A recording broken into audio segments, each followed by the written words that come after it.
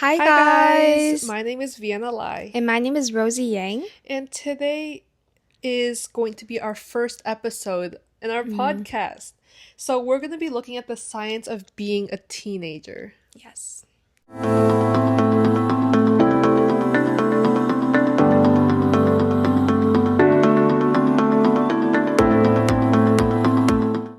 Now, have you ever felt like you're going through a roller coaster of emotions? Or even at nighttime when your parents tell you, oh, go to sleep early, and you just feel like they're saying a bunch of nonsense? Now, what if I told you that the reason behind this chaos of emotions and this chaos of being a teenager isn't just being quote unquote dramatic, but actually your body's in that developmenting phase. Now, today we're going to be diving into the science of being a teenager, and we're going to be covering several topics such as, the general hormones that happens, everything that happens throughout your body, the brain, and as well as your sleep schedule. Yeah, so I know I've experienced so many times people calling me dramatic or lazy or emotional, but that's kind of just because our bodies are going through these biological changes and it's almost like expected, that we're developing and that we're Yeah. changing a little bit. And so, being emotional or dramatic, it's okay cuz Exactly. it's It's just what our body's Yeah, going through. everyone goes through the same phase in their life. Like obviously it's going to be different for everyone, but it's sort of like what parents say, oh the rebellious, Yeah, phase, the yeah. rebellious teen phase almost in a way. Yeah. So, it's not like irrational or irresponsible even. It's Mm. just like our response to our bodies just going through this natural change and that's okay. Yeah. Okay. So, let's get into this. Okay. So, basically being a teenager in this like developmental stage is typically between the ages 10 to 19, which is perfect cuz, that's that's like the age range you're in. Yeah. But even though a teenager is from 10 to 19, the brain is still developing until we're 25. Yeah. And so during this developmental stage, we have a lot of major biological systems that are changing almost at the same time. And this includes like your hormone system, so obviously like going through puberty, your neurological system, so that means your brain is developing, Mm. your circadian rhythm, so your sleep is changing, and then just a bunch of different like metabolic changes and as well as emotional and social development.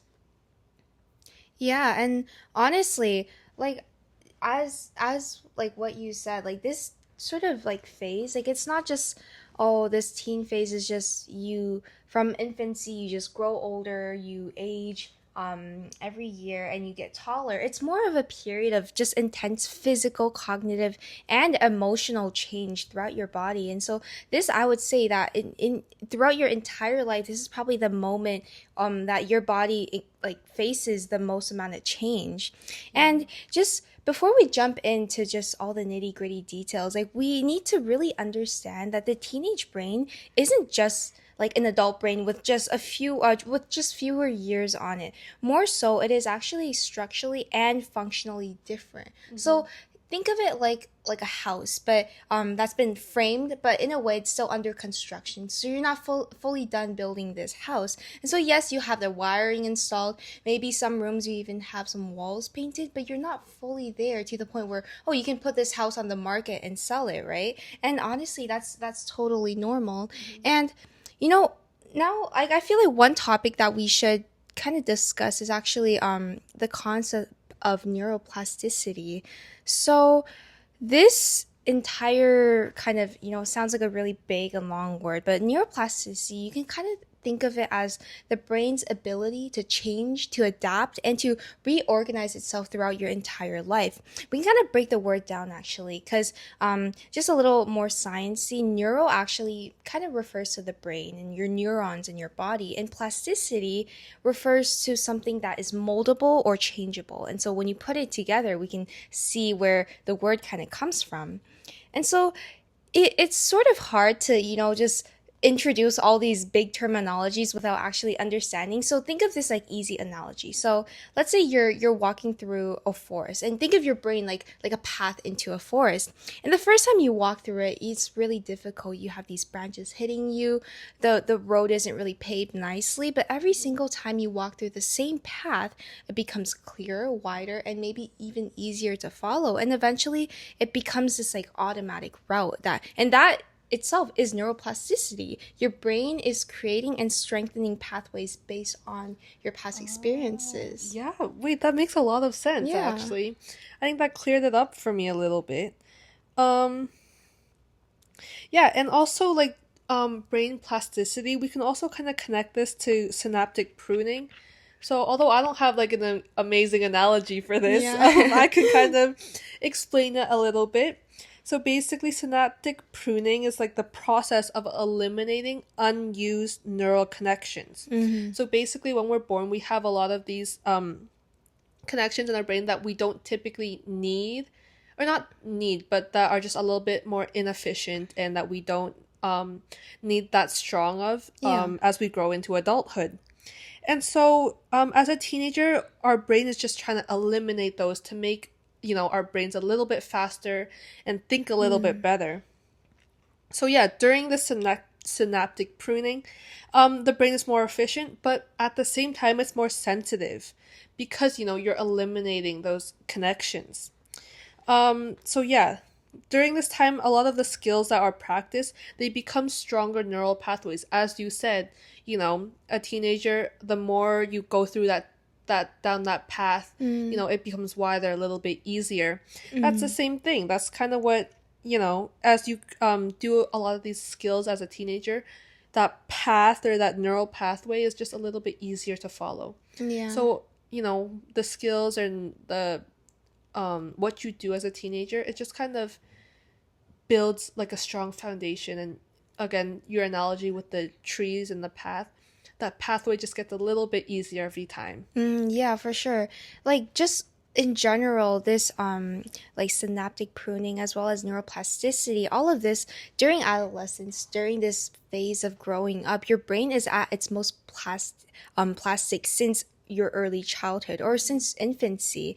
And like let's say just a very simple example, like as a child growing up, when you practice an instrument or Yeah.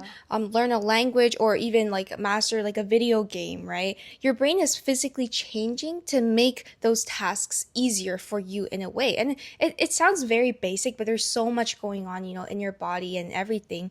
And through this, you're literally building the neural like almost like real estate of those skills. Yeah. And this is why, like for example, teenagers or even just tweens or younger teenagers were able to pick up accents or even languages faster than adults are able to, in almost like no time.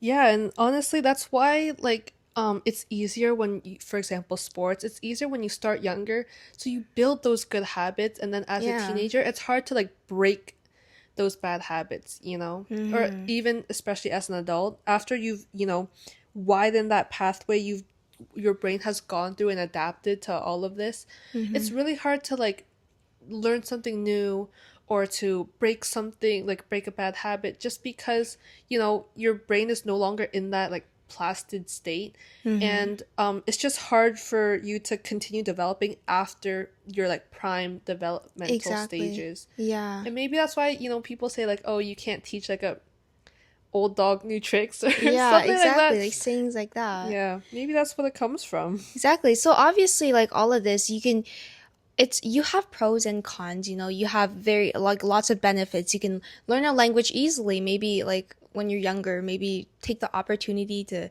explore more, to learn more languages. That Yeah. could be a great opportunity. But at the same time, when you have if you develop these bad habits as a child or in your teenage years, like for example, if you're anxious, or sometimes some people, they cope with stress in a just more emotionally violent way. Like let's say you cope with stress by shutting down with people like beside you. This isn't like as good because your brain just kind of gets used to this, and it's Yeah. just overall just not a good habit to have. Yeah, so especially like in your teenage years, like building those strong habits, building that like good foundation is just really important because that's Exactly. kind of what's going to follow you, in your adulthood. And um obviously, bad habits, you can obviously change them with a lot of practice and a lot of Mm-hmm. help. But, you know, you can make it easier on yourself by just trying to build really good habits while your brain is Yeah, still, early on. like able to Exactly. be sensitive to these changes and able to adapt and Mm-hmm. keep, those habits easier. Yeah, and obviously, yes, like Vienna, like what you said, like as you get older, yes, if you have bad habits, you notice them or people point them out. Yes, you can change it. It's definitely doable, like 100%. Hmm. But once you get to that stage into adulthood, it's much difficult to do so. It's very much Yeah, difficult to do yeah, so because your entire life, ever since, these habits started developing, you've been so used to acting that certain way. yeah, That's why exactly. as a child, sometimes your parents lecture you on this and that, and you just find it annoying, but at the end of the day, they really do it with good intentions, Yeah, for sure. exactly. And maybe that's why like parents are more strict when you're Mm. younger because they want you to, develop good character traits that you can Yeah, carry like a on through the good rest of your. Yeah, foundation. exactly. Yeah. Your parents aren't going to be like parenting you when you're an adult because, Mm.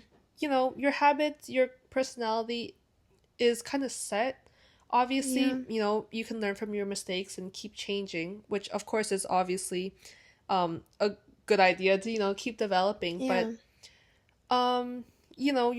your brain, your body just is less susceptible to those adaptations as you're older. Yeah, for sure. So, honestly, like neuroplasticity and just like this synaptic pruning is just a lot to comprehend. I feel like Yeah. science in general, there's just so much information. It's really hard to really digest all of this, and I feel like people without enough scientific background, it's definitely more difficult to understand, and I feel like that's why like all this information isn't really out there and not a lot of people actually know about it. Yeah. That's why you have these all these like stigmas on teenagers, like, oh, you're just being dramatic, or like, oh, you're just thinking too much, this and that. But Hmm. really there's actually science behind it. Like, for example, there's this concept, it's called the mismatch. Like, you can and this sort of concept, you involve two regions of the brain, actually. So to understand this concept, we have to like once again look at two different very specific parts of the brain that develop at, different speeds during your this phase of your life. So first we can actually take a look at the limbic system. So think of this as like your emotional accelerator in a way. And it's this system is responsible for your emotions or your rewards and your sensation seeking, as well as pleasure and all those different emotions that you're feeling during this period of your life. And so as it develops and matures, it also matures pretty early and during your early to mid adolescence time, kind of your Hmm. early teen years. And this is why many teens, they tend to feel things so intensely because of when this system sort of like really develops and takes its place. And so let's say in school you get a bad grade. This disappointment isn't just, or this feeling of, sadness or disappointment isn't just a feeling. It's really more than that, right? And Hmm. but at the end of the day, like, you can't really explain it. People just say like, oh, it's just a grade, it's not that Yeah. bad. But at the end of the day, it's just all these emotions built up. It's just not something you can really just put into words, really. Yeah, and you can't really set aside these emotions either, just Yeah. because that's, your brain's current response to something. And Mm-hmm. if your brain is more sensitive because of these changes happening in your early teenage years, you can't set it aside as, you're just being emotional or you're just being dramatic. Oh, for sure. It's obviously, as you said, it's more than that. It's, your brain's like response Mm-hmm. to its environment, and that's how you adapt, that's how you learn, that's how you grow. Mm-hmm, yeah. And in this kind of this mismatch concept, the other part of your brain that also kind of tags along with your limbic system is the prefrontal cortex. So think of this kind of like the braking system in your body. Think of it kind of that way. Keep that in mind. So this is kind of the front of your brain right behind your forehead, And it's this part of your brain is responsible for your impulse control, your just Hmm. or even just planning ahead and thinking about the consequences to your Yeah, actions, yeah. kind of thinking more into the future and regulating your emotions.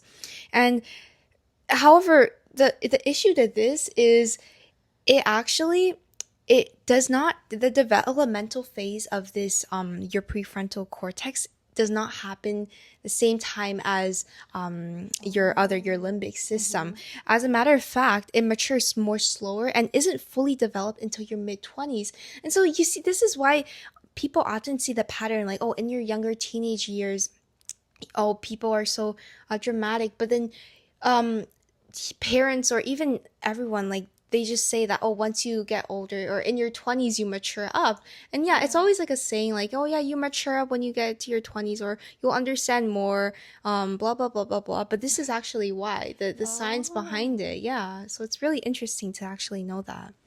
Yeah, so that just shows like, your brain is developing at different times, and that's Mm-hmm. how you mature differently and like more slowly, for example. Mm-hmm. And yeah, that often just leads to this um people just thinking you're dramatic or emotional when you're younger, and that obviously will change as your frontal lobe is developing. But all of this just takes time, and that's just why teenagers are more dramatic and emotional, for a lack of a different word. But yeah, and I also think your brain, as a teenager, it releases more dopamine. Mm-hmm. And dopamine is just like your reward system Yeah. almost. And so it's kind of just like dopamine. Um Mm-hmm. yeah, it's like you want more motivation, you want like pleasure, Yeah. and stuff like that. And that's why you want like your reward system is a little bit more enhanced because of this increased dopamine activity. um and so this means that teenagers often they try to find more motivation to get more reward, but this also means there's a bigger risk because teenagers tend to take more risks in order to get more rewards because of that dopamine. And so, for example, there's a lot of like social aspects to being a teenager, and so a lot of teenagers may seek social approval, um, Exactly. and Yeah. that may feel more rewarding because Mm-hmm. that's the stage that your brain is in. And so that kind of explains why, as teenagers, like your friends' opinions really matter, right? Yeah. You really want to feel accepted socially because your brain is seeking that reward. They're seeking that like validation almost. Mm-hmm. And that's a result of this increased dopamine activity. Yeah, and honestly, going back to what you said about teenagers often take more risks than, let's say, in comparison to adults or others. This is, well, going back to that, like sometimes, like as a teen, you might feel this intense urge to take a risk, but because your prefrontal cortex hasn't fully developed, your sort of your impulse control, your impulse system isn't strong enough to stop you. And so Yeah. that's why that, teenagers are often known to make poor choices a lot of the time. It's because your cortex, it's not fully developed yet, and so it's more difficult for you to make, let's say, quote unquote, better decisions in this case. Yeah, and so along with that, we're just not thinking long term Exactly. enough because Yeah. of that lack of development in the prefrontal cortex. And so that, in addition to just wanting more reward and just wanting that feeling of dopamine, Mm-hmm. um those two like tied together, now there's just this like irrational and really like you know Yeah, you tend to teenager act that more just, yeah, that irrationally. just like doesn't think, Yeah, teenagers just yeah. aren't thinking. But it's just kind of your brain, that's just the stage that your brain is in, and there's not that much that we can do about it, just because Mm-hmm. that's just the development stage that we're in. Yeah. And obviously, yes, like one can argue like yes, this isn't like an excuse for, oh, some individuals who may, do really bad things or may act really irrationally, but definitely in some instances, commonly this is the reason behind the many statistics online of why teenagers are make bad more poor decisions or take more risks. Yeah, like at the same time, we're teenagers are, called spontaneous, or they want to, just have fun, and they want to like seize the moment because you have a fear of missing out, or Yeah, you only like live or like once. what's known as like FOMO, Yeah, yeah, basically. Yeah. exactly. And a lot of teenagers tie this into, I'm only gonna be this young once, or I'm only gonna, have this opportunity just once. Yeah. And that just kind of highlights how we're not thinking that far into the future, consequences, etc. Teenagers don't really necessarily think that much about it because, you just want to have fun in your teenage years. Um, yeah, but that makes sense, you just kind of, it's Exactly. okay Like, to act, irrationally every once in a yeah. while if you just want to seize, the times that are Yeah, kind of fleeting. exactly. And at the end of the day, everyone like goes through this phase. There's not a single person who is born and as an adult. Like that, Yeah, it just exactly. doesn't work like that. Exactly. Every person on earth will go through this developmental phase, whether you notice or not. Like, if you're an adult and you maybe in your current generation and then you look at the younger generation, you're like, oh my God, what are these people doing, like going out partying and stuff Yeah, like yeah, that. But yeah. at the end of the day, when you think back to maybe how you acted around that age, maybe it was, times are different, maybe it was very different, but you can definitely see how maybe there's some actions you did or some things Hmm. you some thoughts you had that you may not agree with Hmm. as of currently, or assuming that you're an adult. Yeah. Yeah. And like this kind of highlights the importance of like learning from your mistakes. Yeah, Like for as a sure. teenager, of course, we're a little irrational, we don't think as much, and of course you're going to make mistakes, but then that's how you learn, that's how you grow. That's really, really important in your development, because if For you're sure. just perfect all the time, there's no mistakes, Yeah. there's no opportunity to learn or to grow, and that I think is more detrimental than those mistakes. Yeah, and no one's perfect at the end of the day. So Exactly. it's more of just your life, honestly, in general. It's more of just like trial and error. You do something, oh, it doesn't work, then you kind of twist it or you take a different path. It's really just yeah. Now, during this developmental phase of your life, this isn't really just affecting you. As a matter of fact, it actually affects everyone around you. Yeah. Everyone, whether directly or indirectly, is affected by this. Now, obviously, you as as a teenager, obviously you're the one living in this brain, in this body, and you're experiencing all the confusion, the intensity, the passion, and the growth firsthand, right? You're the only person experiencing this and no one else around you. And at the same time, you're also trying to, figure out like who you are while your brain is Mm-hmm. literally changing up the rules of Yeah, the game in a way, exactly. right? And you're also the one Exactly. who will carry the brain and you're building now for the rest of your life as Hmm. well. Yeah, so teenagers, I think the priority kind of lies in that identity exploration that you were talking about. Just trying to Yeah. find yourself through your experiences, through your connections, your relationships, all of that kind of ties into who we are today. And throughout your teenage years, you're just trying to find yourself, and you're also trying to be independent too. You're trying to kind of branch out, see who you are without being tied down to certain people or certain things in your life. Yeah. And like even at times I feel like as a teenager, because you're experiencing so much, you might not even notice, but your parents, like, or you can even say the people most closest to you, maybe other than your siblings, if you have any, are also very affected by this Yeah, transitional change of exactly. this transitional phase of your life, because they're dealing with your swings or your need for independence sometimes, and or even sometimes your desire for privacy. Some people tend to like to be up in their rooms like oftentimes, and it's pretty normal. It's just, you crave for that independence and that Hmm. privacy, and from their perspective they're also watching their child like grow up and transform. And but the downside is that they oftentimes don't really understand the biological reasons for it, and they might interpret your behavior as rebellious, as Yeah, what exactly. what people often say, or even disrespectful sometimes, when in reality it's actually your developing brain seeking almost autonomy and reacting emotionally. And at the same time as well, like your parents are also the ones providing the stability and the boundaries that your brain so desperately still needs, even if you push against them. Hmm. So, yeah. And I think at the same time, like parents might be like a little bit hurt or, just like upset that you're not spending as much time with them, that you're trying to be independent. Of course, obviously, they're supportive. Ideally, they're supportive and they obviously want the best for you, but, in their eyes, you're still the child, you're still like the baby that they cared for, and they kind of want that close connection. Mm-hmm. But because you're growing and you're being more dependent, you're trying to seek belonging in society more so than your parents. That just transition, I think, hinders them a little bit more emotionally, just because they're always seeking that connection with you, even if they want the best for you, they want you to be independent. They Yeah. obviously want to be close to you.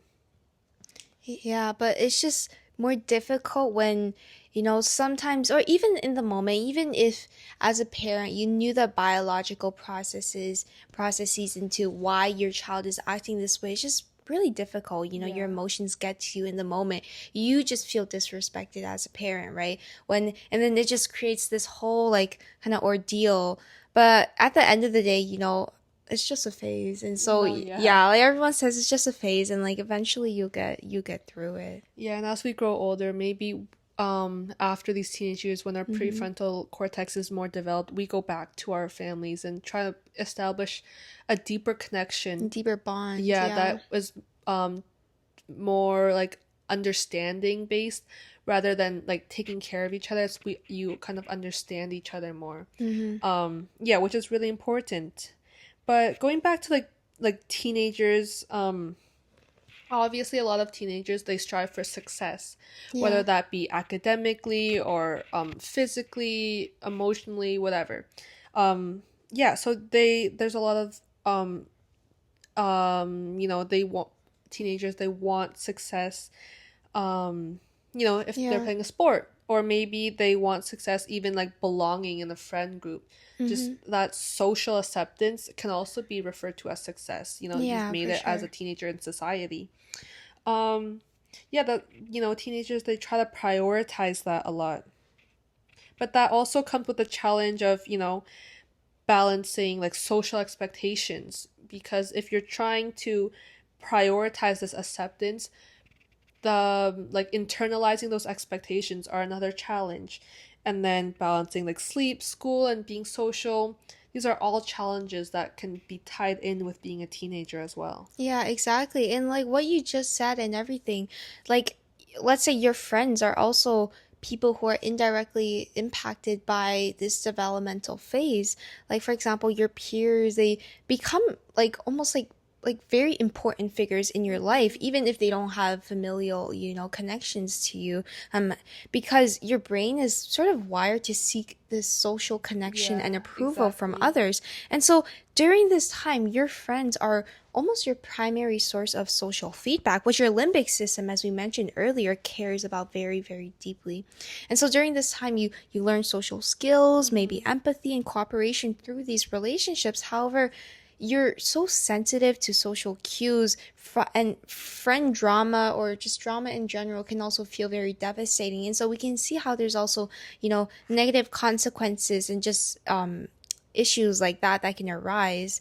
And Mm-hmm. even like the concept of like peer pressuring is also real because your brain values peer approval. And so let's say like approval from your friends, or from those around you, almost as much as your body craves for like food and like safety in No, general. yeah, Yeah. exactly.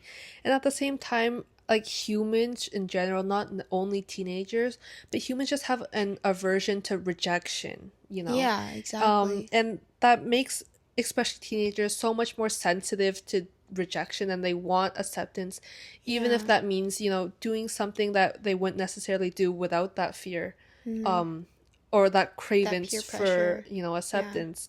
And so yeah, that might make teenagers to cause teenagers to make poor decisions because they don't want to be rejected. They don't want to be seen as, like the, what is it, like the black The sheep? black sheep, Yeah, yeah, in yeah. the herd, Yeah, something exactly. like They that. don't want to be rejected socially. And that's just a result of your brain Yeah.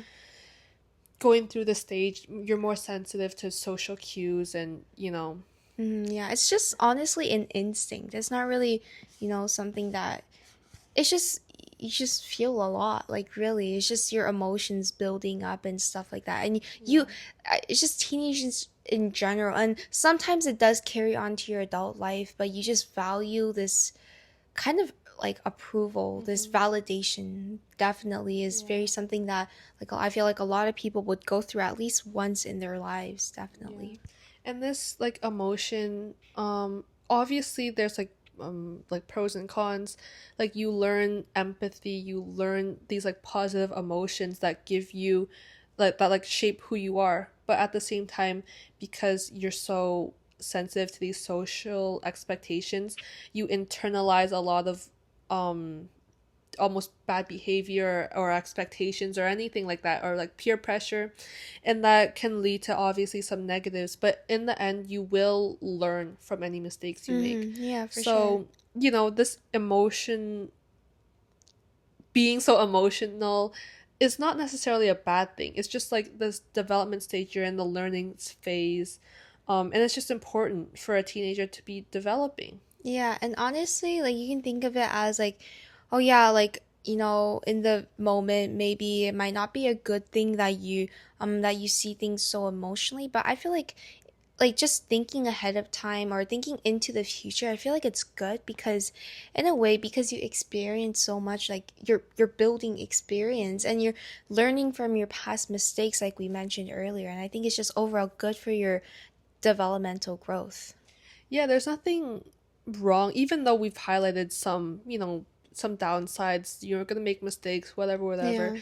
I think there's nothing necessarily negative about being a teenager. Like, it's first of all, everyone's gonna be a teenager once. Yeah, exactly. And, you're gonna learn, you're gonna grow, you're gonna be who you are. And that's so, so important. Yeah. And it's so Just normal as well. You shouldn't see it exactly. as a bad thing for sure. Exactly. Just like trying to find who you are. These are like your years to figure out who you are, figure out who you want to be with, you know. And that's just part of life, and It that's is so important really. to living, Yeah. just being yourself, finding who you are, finding your friends, Mm-hmm. your significant other if that's what you're looking for. Yeah, Just maybe. just live. Yeah. Okay, so we've talked about, the teenagers themselves and parents who are involved, but there's also that education piece that we haven't really looked at Yeah, yet. for sure. So another Yeah, so like schools are also kind of really involved as a teenager, Yeah. because education and just like schools in general, they really teach like discipline and structure. That there's a heavy emphasis on managing your time well, being disciplined enough to set aside your wants and kind of just focus on your education, and understanding what to prioritize, what to focus on, etc. And also just preparing, for higher education and preparing for the workforce, whatever, anyone's goals are. Yeah. Um, Academic performance is really, really emphasized as a teenager. Um, yeah. And yeah, like adding on to what you said, like I feel like just schools in general, but most importantly your teachers as well. I feel like Yeah. you definitely interact with them on a more personal level compared to maybe other teachers you don't have in your school or just other individuals and staff, because your teachers, right, their goal is trying to educate a room full of people and a room full of students whose brains are still biologically developing and biologically wired for distraction. They get Yeah. distracted easily, maybe even for like sensation seeking and like social reward and all of that. And in this way, like they're really directly just competing with your limbic system for your attention, No, they because are, yeah, yeah. like teens, like often they just like there's so many statistics and like information out there, like teens get distracted really easily. Definitely in a classroom setting, any small thing can act as a distraction, and your teachers often are trying to, kind of fight against that, Yeah. right?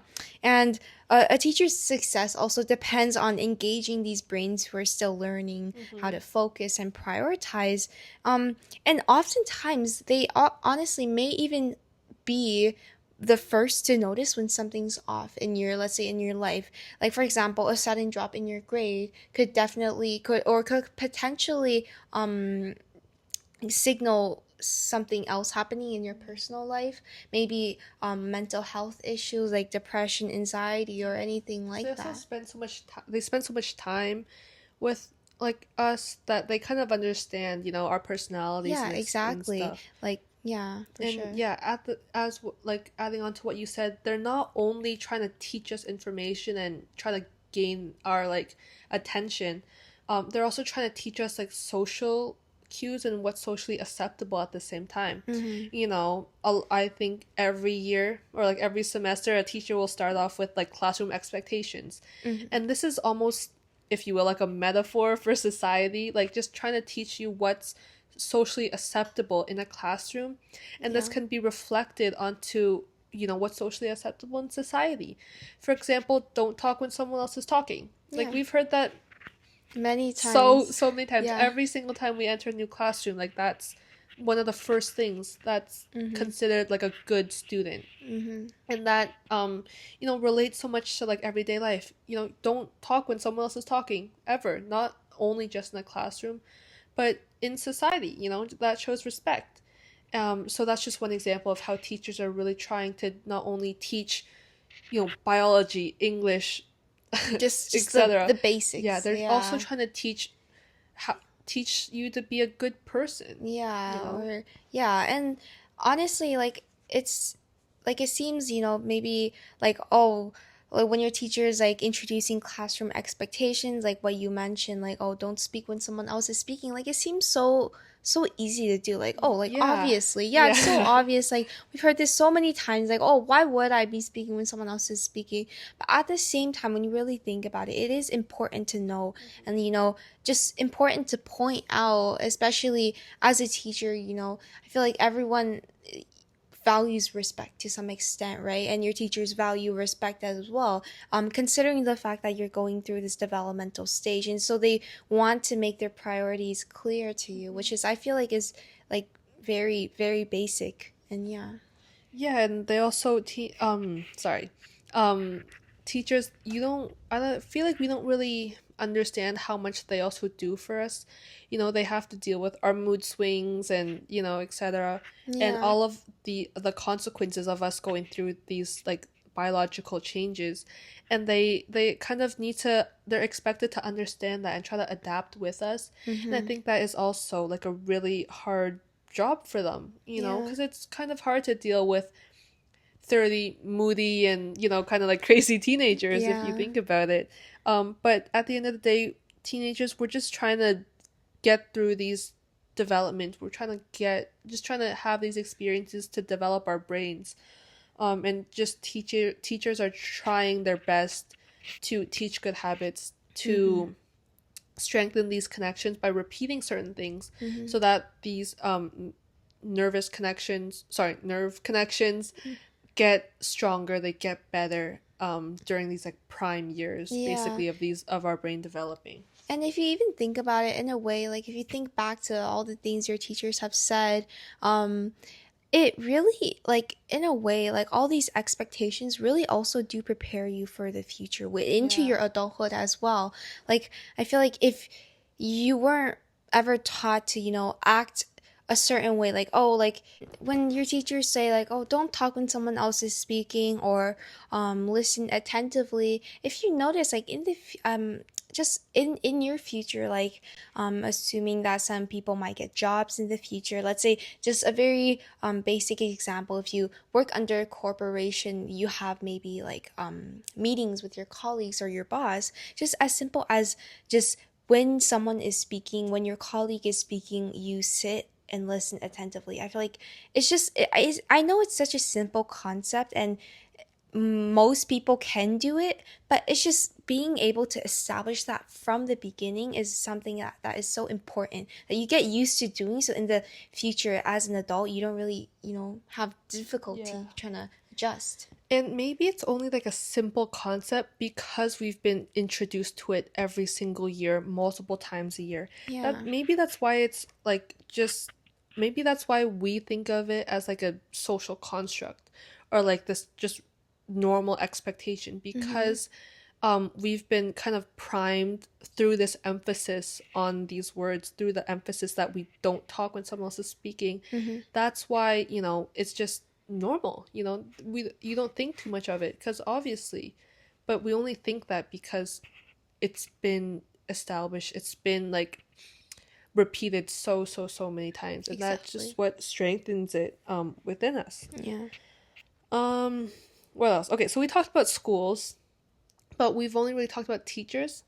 I think the people in schools are like so important, right? Like your friends, you're building that like ability for social connection, you're building that ability for communication, and everything. And that is one of the most important parts of school too. Just being able to learn how to talk to someone effectively Mm-hmm. and respectfully, Yeah, for sure. empathetically, the list goes on. Yeah, exactly. And I feel like all this to say, like, it's just to really just introduce the fact that, or even not just introduce, but just state the fact that being a teenager and you yourself going through all these emotional roller coasters and this developmental stage in your life not only affects you, but also really heavily impacts everyone else around you. All the way up until your families, maybe your siblings as well, your teachers, school staff, as well as your friends. Just everyone in your life is directly or indirectly affected by this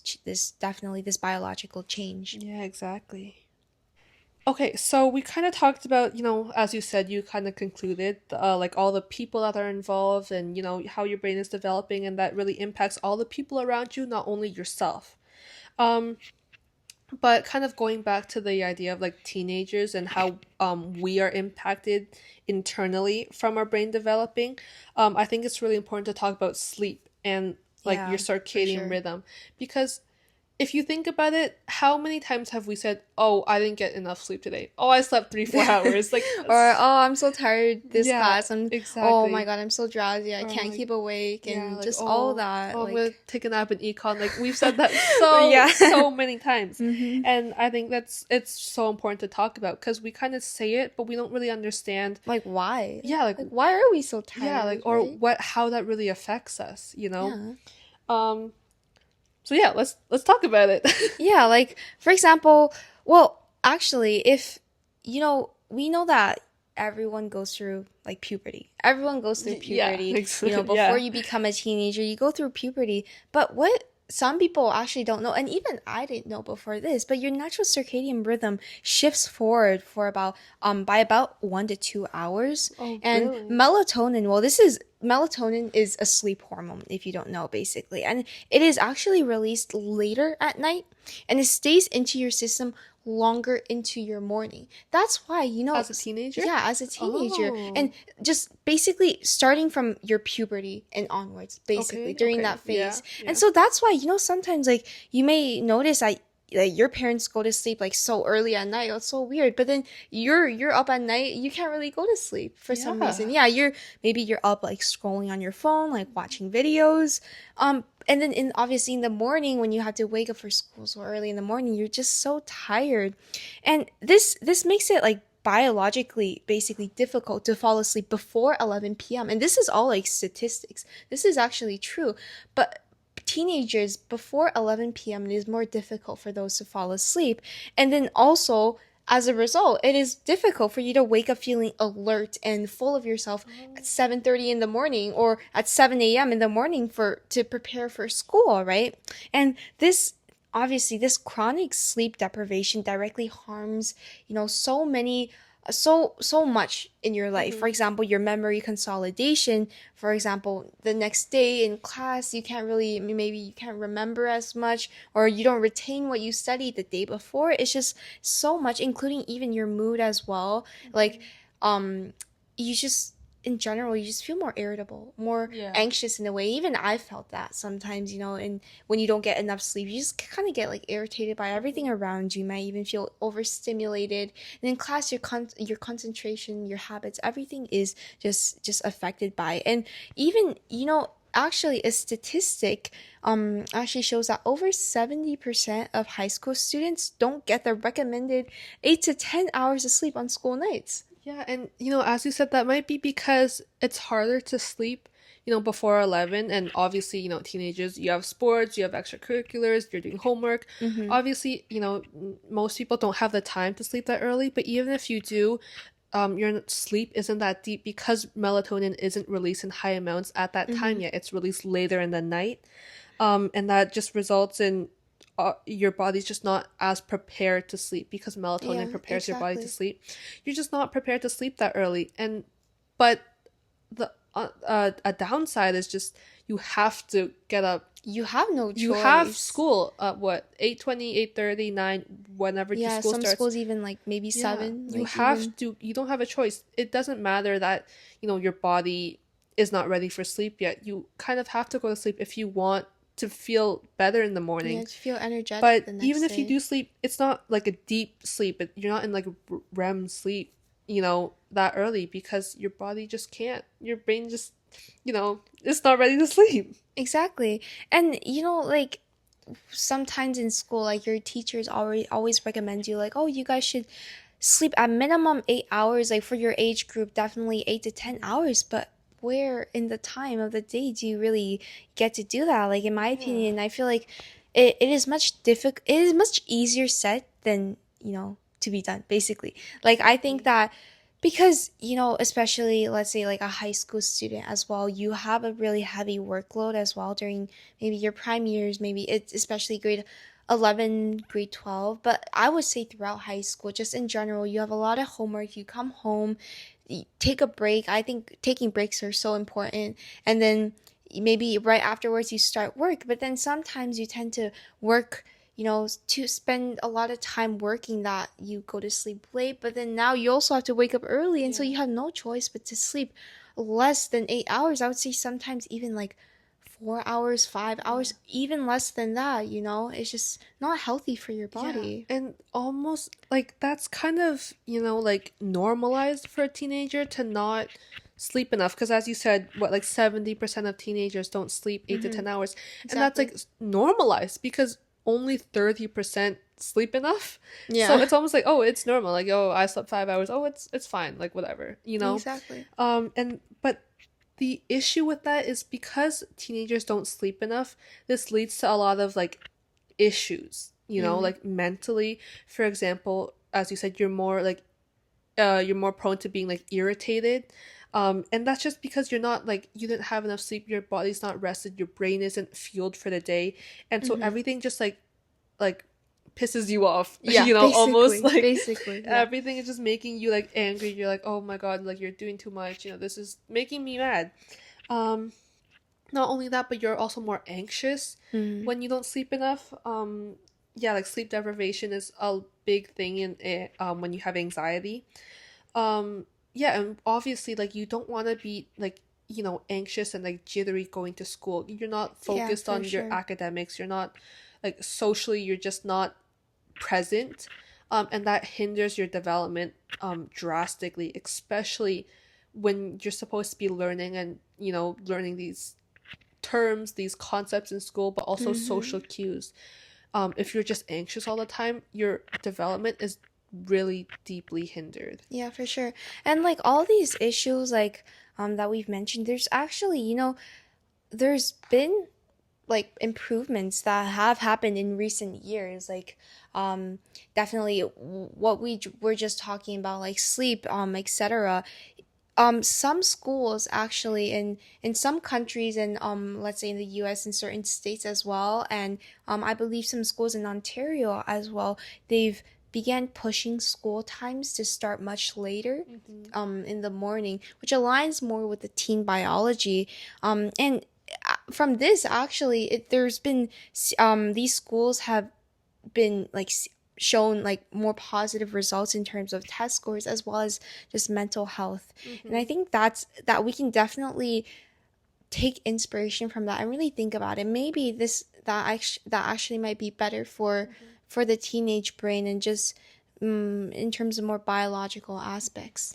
Yeah, and just to clarify, this is not like a call to action for schools to start Yeah. later, start later. Like, no, that's not what we're talking about. We're just kind of highlighting that biologically, like this is what the teenage body is going through. Hmm. And it's statistically proven that, starting school later may have better effects on your attendance, on your grades, on your mental health.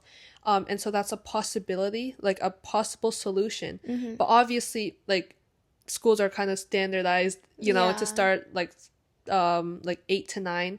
But, in the future, maybe this could be a possible outlook for some high schools because, like getting up at 6 to like 8 latest for school, like Yeah. this leads to chronic fatigue, especially if the brain isn't primed to be sleeping until like 12. Oh, yeah, for This sure. genuinely just isn't enough sleep, and being so tired at school, being anxious, being irritable, being, you know, Just just angry at just everyone. angry, like Yeah. emotional, dramatic, etc., etc. Just this isn't ideal for teenagers, but obviously it's the current context we're in now. There's not Mm. much we can do. But, in the future, maybe it's something worth looking into because it's proven that there are good results Yeah. in delaying start times for school. Yeah, for sure. And all the side effects that you mentioned, the irritability, all of that, I feel like is also like what you mentioned, it's not ideal for if you were to go to school the next day. It's just really not only you, it's hard for you to engage in class, it's hard for the teacher to really engage with you. Yeah, And then exactly. it's hard for you to concentrate to learn. And just overall, it's just you just don't want to be there. And I feel like schools like it should be a more welcoming environment, right, for you as a person. And this also brings up the fact that like I also believe that schools or just staff in general should also be more open in terms of having conversations relating to mental health and Yeah, neuroscience in schools exactly. as well. And the main focus should be to help teenagers and even some staff as well, some teachers if needed, to really understand why they feel the way they do. And in my opinion, I feel like a lot of schools have integrated this aspect, talking about mental health. It's been a more bigger thing in comparison to, let's say, a decade ago or a couple decades ago by from like maybe when our parents were back in school. I think Mhm. definitely improvements have been made. And from this we can see how if we continue this and if we make more adjustments into our school system and into our education system, we could have better improvements and better results in terms of the students just education in general. Yeah, and obviously, like mental health is such a big part of a teenager in school. Mm-hmm. But yeah, we can get into that like, in another episode or something. Yeah, for sure. But let me ask you a question, Rosie. So how, we've said before that we sleep on average 4 or 5 hours a night. Like when you go to school after sleeping like, less than 5 hours, Mm-hmm. your concentration is obviously affected in Yeah, class, for right? Like sure. how, like it's a really hard feeling to Mm-hmm. try to focus attentively on what the Mm-hmm. teacher is saying, right? Yeah. For sure. Like honestly, for me, sometimes even I would say just the week before, there was this I think a couple days where I did not sleep so well, and so the next day, it's just you just feel so tired. And Yeah, like I yeah. have like obviously for me, I have to be present in class. My goal to go to school is to learn. That's the Yeah, only reason why I'm yeah, at school, right? exactly. For my education, and my education, it is very important to me, and for many people as well, is very important. But it's just so difficult. Like I remember in class, like my eyes were droopy and I just couldn't open my eyes properly. And it's not like I was like forcibly trying to go to sleep. Like it's not like I was, all of that. It's just my body was just like almost in a way shutting down because my body itself was just very tired because I didn't get adequate sleep. Hmm. And it's just, as you said, because you're trying to fight back, your body wants to sleep, you're Yeah. trying to fight it. You're not that concentrated on what the teacher is saying. Mm-hmm. And it's just really hard to pay attention in class, and I think that is one of the biggest issues with like sleep deprivation or just like chronic fatigue for teenagers, is that we want to focus in school, we want to learn, but it's so difficult. Sometimes, yeah. Um and yeah, and this can honestly just have a big impact on your mood throughout the day. Like if, I slept 4 hours the night before, I'm not very happy, Yeah, the no one, next I don't think day. no one's, yeah, no one's happy. And maybe I feel like self-conscious because like my under eye bags are, are like really dark, and I'm just like not in a good mood, and it kind of, it just, the cycle is also really like perpetuated at the same time because I didn't sleep well the night before, but then tonight I have a lot of homework and I can't sleep again. And so Mm-hmm. every single day, every weekday, the cycle repeats Yeah, itself, and it's exactly. really hard, and that leads again to that chronic fatigue.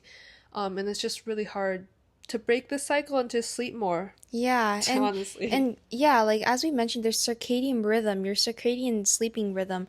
Like once you establish, let's say throughout the week, you establish a period of time where you sleep only maybe let's say at max 5 hours a night, and then perhaps on the weekends now you can kind of sleep a bit more, but then the next week once you start like sleeping 5 hours again after maybe sleeping 8 to 10 hours during the weekend, your circadian rhythm is now disrupted, and Yeah, yeah, all of yeah. that is just not good for your body to have all these disruptions, especially in this such an important phase of your life, your teenage years. You're developing, your body is developing. I feel like disruptions in your circadian rhythm is just so harmful for your Hmm. body, just in terms of developing and everything. But going back to what we said, like it's kind of normalized, Yeah, it's you very know. normalized. Like don't you don't you don't have time to sleep during the weekday, but we can like catch up on all your sleep. But that's also not how it works. You Mm-hmm. can't store up a lack of sleep and just like sleep it all throughout the weekend. Like that's not really how it works. You should be getting like a minimum, at the bare minimum, like 6 hours. Yeah. Recommended 8 to 10, but you know, even most teenagers aren't even sleeping 6 hours a night, and that's so harmful, especially to your brain's development, to your mood, to your ability to adapt and learn social expectations, and all of that is just really difficult, but again, normalized. Yeah, for sure. Um, and so obviously there are a lot of like solutions, as we mentioned before, that can help. Mm-hmm. For example, starting school later to align with your circadian rhythm, or like teenage circadian rhythm Yeah. specifically. Um, Later start times can help. As you also mentioned, just having more easily more Easily easily accessible. accessible Yeah. mental health like education, or like guidance Mm-hmm. counselors, or just having those Yeah. resources, someone to talk to help with any mental health problems that can either be related to your brain developing or your lack of sleep or anything like that, just any issues that you're going through as a teenager. I think it's really important to be able to talk about that, or even just being educated on it is also really important, to know that you're not alone Yeah, for and that there sure. are resources to help Mm-hmm. you. Yeah. And then just obviously more education on learning how to have healthy sleeping habits, Mm-hmm. or managing stress and any techniques like that. All of this is just really important as a teenager, and these are just some solutions that maybe can help with Yeah. your prefrontal cortex still developing. Your brain is developing, you're going through so many changes, your sleep is not the best. Just all of this can kind of help you kind of stay on the right track to a positive and healthy development. Yeah, 100%. Okay, so from all the talking that we did, as we know, the teenage brain is still a work in progress if you think about it. Yeah. It's a very powerful, very emotional, and creative machine that's being fine tuned and prepared for your adulthood in the future. And so the quote unquote craziness, or the being dramatic as a teenager has a biological basis if you think about it. And you're not just broken. Like once again, back to my house analogy in the very, very beginning of this episode, sort of under construction, quote unquote, because you're like a house that isn't fully been hasn't fully been constructed yet, hasn't Yeah. fully been built You're yet. still growing, you're still learning. Exactly. So, I want to ask you guys one question. So, knowing what you guys now know about the science behind being a teenager and the science of your own brain, what's one thing you would maybe tell your parents, maybe even your teachers or even friends, and most importantly, what you would tell yourself to make these years maybe a little easier to navigate? Okay, so that kind of concludes our podcast for Hmm. today. Once again, my name is Vienna. And my name is Rosie. And yeah, so today we kind of talked about the science behind being a teenager. We really focused on, like your hormones and your sleep and your Yeah. brain and all of that, how that's developing in relation to other people, in relation to society, and just internally, like just yourself too. Hmm. So we kind of talked about all of this. We hope you learned something new. Yeah, we really Yeah, do. Because we definitely learned a lot, like yeah, just from this one episode. So exactly. So thank you guys for tuning in and thank watching you. us. Yeah, thank you so much. Bye Bye. bye.